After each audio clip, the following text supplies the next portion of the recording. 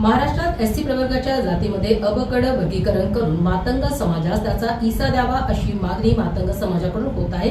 या अबकड वर्गीकरणात बौद्ध समाजाचा तसाच चर्मकार समाज काही मातंग संघटनांचा विरोध असून हे अबकड वर्गीकरण एससी प्रवर्गात परवडणारे नसून त्याचे फायदे नसून तोटे जास्त असल्याचे त्यांचे म्हणणे असून कोणत्याही परिस्थितीत वर्गीकरण होऊ देणार नाही असा पवित्रा आंबेडकरवादी संघर्ष समितीच्या वतीने जागर परिषदेमार्फत देण्यात आला। या जागर परिषदेचे आयोजन आंबेडकरवादी संघर्ष समितीचे अध्यक्ष श्रावण गायकवाड यांनी केले होते।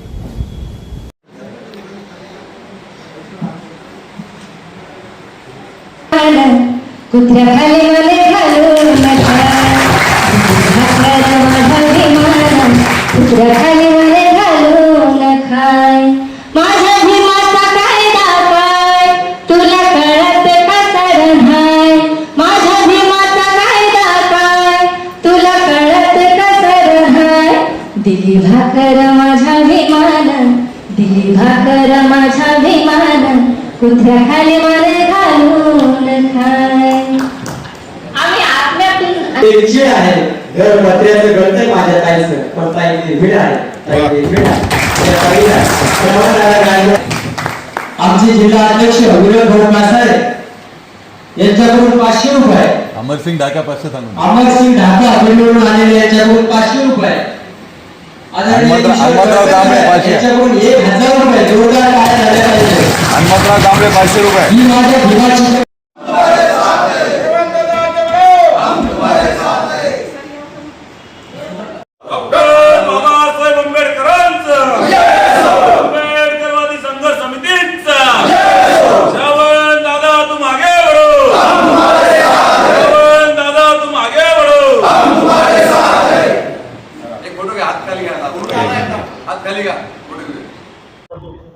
या ठिकाणी RSS दार्जिनं जे काही सरकार आहे त्या सरकारने सुप्रीम कोर्टाने 1 ऑगस्ट 2024 मध्ये जो काही निर्णय दिलेला आहे त्याच्यामध्ये गाईडलाईन दिलेले आहे, आदेश नाही। राज्य सरकार याच्यामध्ये उपवर्गीकरण करू शकतं अशा पद्धतीचे निर्देश दिलेले करावं असं काही कुठलाही आदेश या सुप्रीम कोर्टाचा नाहीये।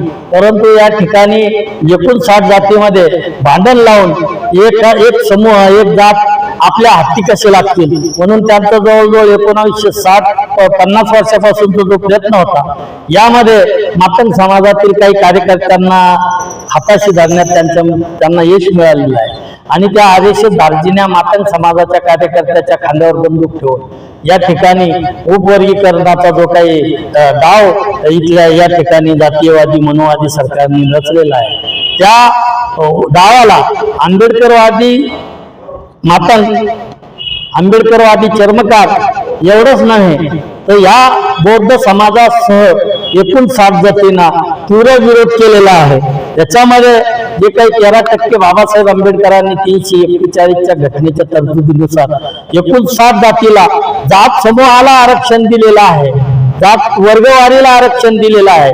त्याच्यातल्या जातीला आरक्षण सिंगल जातीला आरक्षण दिलेलं नाही, परंतु हे सरकार जाती जातीमध्ये फूट पाडून अगोदर मराठा बंजारामध्ये, अगोदर हिंदू मुस्लिमामध्ये, त्याच्यानंतर हा जो बौद्ध मातंगामध्ये जो वाद लावण्याचा जो काही प्रयत्न आहे म्हणून आज या ठिकाणी या आरक्षण उपवर्गीकरण जागर परिषद घेण्यामागचा जो उद्देश आहे की 13% एकीकृत जे आरक्षण आहे 59 जातीला त्या जातींनी हे